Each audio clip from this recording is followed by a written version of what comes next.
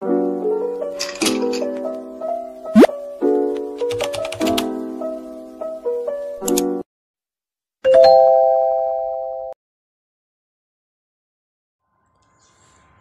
nama saya Irene Valentin Grace Montolalu dengan NIM 200101010023 akan mempresentasikan artikel dalam bentuk PPT dengan judul Manajemen Resiko, Deteksi Dini Upaya Pencegahan Fraud guna untuk memenuhi UTS Manajemen Resiko dan Kualitas Sistem Informasi.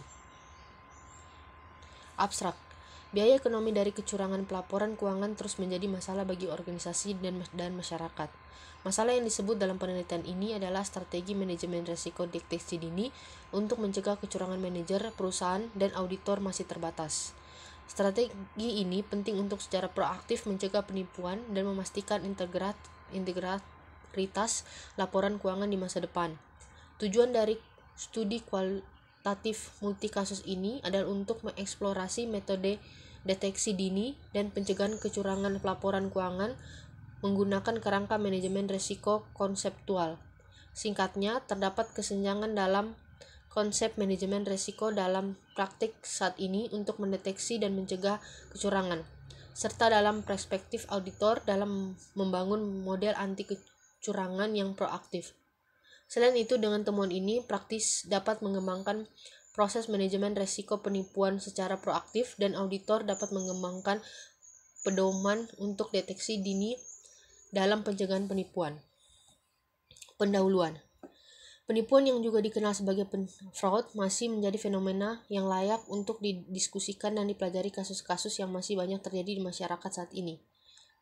Asosiasi Pemeriksa Penipuan dan Bersertifikat atau ACFE mendefinisikan penipuan sebagai seseorang yang menggunakan posisi untuk memperkaya diri sendiri melalui penyalahgunaan yang disengaja atau penyalahgunaan properti atau sumber daya organisasi seseorang. Dengan kata lain, fraud adalah penipuan yang melibatkan adanya suatu keuntungan yang diperoleh seseorang dengan menghadirkan sesuatu yang tidak sesuai dengan keadaan yang sebenarnya. Meliput unsur kejutan, penipuan, tipu muslihat, dan ketidakjujuran sehingga merugikan pihak lain. Dengan demikian, penipuan dapat dipahami sebagai tindakan penipuan atau kelalaian oleh seseorang atau organisasi yang mengetahui bahwa kesalahan ini dapat mengakibatkan kerugian bagi individu atau entitas lain. Penipuan menciptakan kesalahan dalam penilaian atau melanggengkan kesalahan yang ada dalam penilaian untuk mendorong seseorang untuk masuk ke dalam kontrak. Hal ini dilakukan karena melibatkan pengayaan diri secara sengaja dengan secara diam-diam menurunkan nilai aset. Lanjutan. Upaya pencegahan fraud akan lebih efektif dibandingkan upaya penindakan. Tindakan pencegahan harus diambil untuk menghindari kerugian lebih besar dan merusak reputasi organisasi atau individu. Selain itu, kejadian fraud yang tidak segera diselesaikan dan diungkapkan karena proses yang lambat akan menciptakan lebih banyak peluang bagi pelaku untuk menyembunyikan tindakannya melalui penipuan berikutnya. Oleh karena itu, perlu dilakukan upaya pencegahan terjadi penipuan secara tepat sasaran dan tepat sehingga segala bentuk dan upaya penipuan dapat diantisipasi sedini mungkin untuk menghindari risiko kehilangan uang. Berbagai upaya pencegahan praktik kecurangan telah dilakukan berdasarkan teori dan penelitian yang ada, dengan harapan agar perilaku kecurangan dapat diprediksi secepat mungkin. Salah satunya adalah mencegah terjadinya fraud melalui penerapan manajemen risiko yang menggambarkan bahwa risiko merupakan konsep yang menggambarkan ketidakpastian atau terjadinya kondisi yang terkait dengan suatu hambatan untuk mencapai tujuan. Untuk tujuan pencegahan penipuan, manajemen harus menerapkan proses untuk mengelola sumber daya organisasinya untuk mengantisipasi setiap risiko yang teridentifikasi, mengukur dan meninjau bagaimana mereka dikelola sebelumnya. Dalam setiap aktivitas organisasi akan selalu ada ketidakpastian yang identik dengan risiko, termasuk risiko kecurangan, sehingga manajemen bertanggung jawab untuk mengelola risiko yang akan dihadapi organisasi yang benar. Metodologi. Metode yang digunakan dalam penelitian ini adalah melalui penelitian kepustakaan, yaitu metode penelitian yang dilakukan dengan mempelajari dokumen atau artikel yang memiliki keterkaitan erat dalam permasalahan yang diajukan dalam penelitian. Melalui pendekatan kualitatif, yaitu penelitian menekankan pada analisis proses berpikir deduktif dan induktif terkait dengan dinamika hubungan antara fenomena yang diamati dan selalu menggunakan logika ilmiah. Sedangkan sumber data penelitian ini adalah sumber data sekunder yang terdiri dari karya ilmiah terdahulu yang terrelevan berupa buku, karya ilmiah yang lain dengan sudut pandang yang berbeda. Meskipun data yang digunakan bervariasi secara kualitatif, namun tetap terjaga kualitasnya, berupa kata, kalimat, gerak tubuh, ekspresi wajah, grafik, gambar, dan foto dari berbagai sumber yang berbeda ini. Hasil dan pembahasan. Seperti yang telah disampaikan sebelumnya, dalam upaya mencegah terjadinya kecurangan, manajemen harus menerapkan proses pengelolaan sumber daya organisasi untuk mengantisipasi potensi risiko yang diidentifikasi, diukur, dan ditinjau sebelumnya. Bagaimana mengelolanya? Dalam setiap aktivitas organisasi akan selalu ada ketidakpastian yang identik dengan risiko, termasuk risiko kecurangan, sehingga manajemen bertanggung jawab untuk mengelola risiko yang akan dihadapi organisasi dengan benar. Manajemen risiko dan pengendalian internal berkontribusi pada tata kelola perusahaan yang baik, terutama dengan meningkatkan kemungkinan keberhasilan dalam mencapai tujuan organisasi. Tanpa manajemen risiko, sistem pengendalian internal akan menjadi kurang efektif. Sedangkan tanpa sistem pengendalian aspek pengendalian korporasi akan kurang efektif. Schneider juga membahas tujuan manajemen risiko dan pentingnya tujuan manajemen risiko yang jelas. Schneider menguraikan langkah-langkah dalam mengembangkan tujuan manajemen risiko. Penyusunan kebijakan manajemen risiko harus berasal dari manajer risiko atau konsultan manajemen. Kebijakan yang jelas umumnya dapat memandu pengambil keputusan. Jika diidentifikasi beberapa faktor mempengaruhi penerapan tujuan, termasuk struktur organisasi, sistem pelaporan, dan tujuan jangka jarak pendek dan jangka pandang. Terlalu fokus pada tujuan jangka pendek di masa lalu dapat menyebabkan kerugian akibat kelalaian dalam pengendalian dan pencegahan. Lanjutan. Seperti penelitian sebelumnya, Schneider menyadari perlunya memperluas fungsi manajemen risiko di luar asuransi dan kebutuhan untuk mendidik manajemen risiko. Selain membahas konsep manajemen risiko, kajian ini juga membuat sejarah dan evolusi manajemen risiko. Antara lain, akreditasi akademik, buku akademik pertama tentang manajemen risiko, dan posisi risiko dalam suatu organisasi. Dia menunjuk pada penolakan awal dari manajemen senior, mengutip gagasan bahwa perubahan berarti ketidakpastian. Schneider juga membahas krisis asuransi di awal tahun 1970-an yang menyebabkan penerapan konsep manajemen risiko, dan pada tahun 1973 Asosiasi Jenewa didirikan, sehingga mendorong penelitian tentang manajemen risiko dan menerbitkan banyak makalah konseptual tentang subjek tersebut. Mengenai persepsi auditor, Johnson, Kuhn, Apstolou, dan Hassel meneliti penelitian risiko kecurangan auditor terhadap sikap manajemen. Para peneliti menguji apakah pendengar mungkin mengamati tanda-tanda narsisme terhadap tanda peningkatan risiko.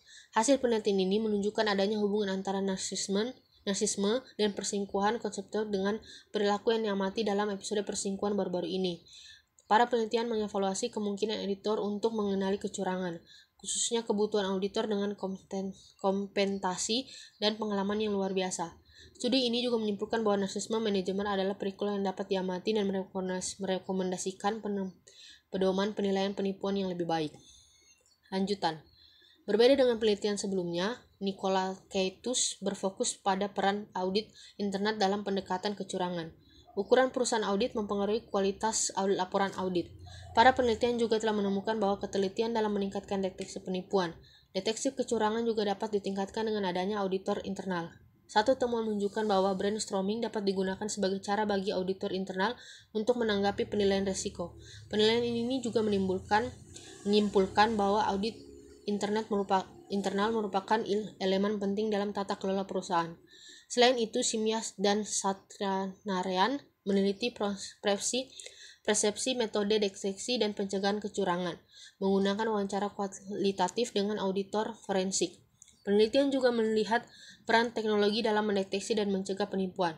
Studi ini membahas kurangnya artikel kualitatif dan ketergantungan pada auditor forensik dengan melakukan wawancara kualitatif untuk memperluas basis pengetahuan. Tinjauan dokumen juga mencakup informasi mengenai penggunaan teknologi untuk keterlibatan dan pencegahan penipuan. Tujuannya untuk memahami fenomena penipuan dari perspektif auditor forensik berdasarkan pengalaman auditor. Para peneliti menjelaskan metode mereka, melibatkan penelitian sebagai instrumen dan proses penelitian. Shimna dan Satyanarayan menemukan bahwa auditor forensik masih belum cukup untuk mendeteksi kecurangan, sehingga diperlukan pendekatan tambahan dan peningkatan penggunaan metode pencegahan lainnya.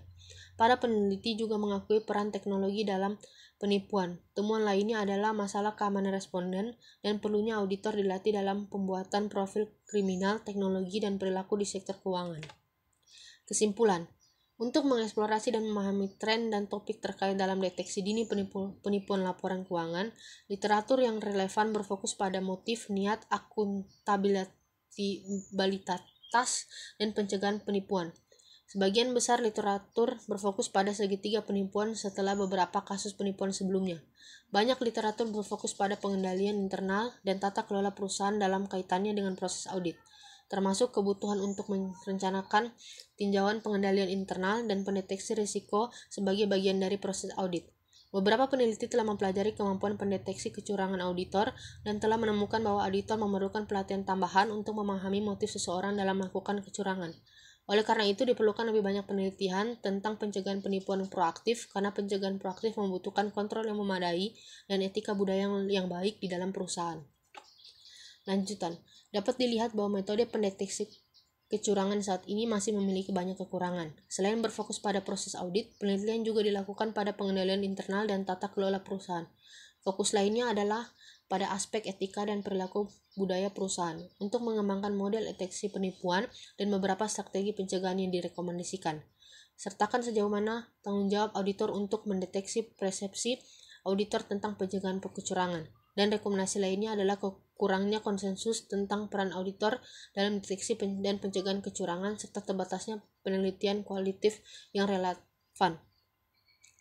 Meskipun banyaknya literatur tentang fraud atau atas laporan keuangan, masih terdapat kesenjangan terkait dengan pencegahan yang proaktif, yaitu ditemukannya celah konsep manajemen risiko dalam praktik saat ini untuk mendeteksi dan mencegah fraud, serta bagaimana perspektif auditor dalam mendeteksi kecurangan dan membuat model yang proaktif guna mendeteksi dan mencegah fraud. Selain itu, praktisi juga dapat menggunakan informasi ini dalam mengembangkan prosedur manajemen risiko yang proaktif guna mencegah fraud. Dan bagi auditor mungkin juga dapat mengembangkan pedoman untuk mendeteksi dini fraud dalam pengawasan terhadap risiko. Sekian materi pemaparan yang saya berikan. Terima kasih dan mohon maaf apabila terdapat kesalahan.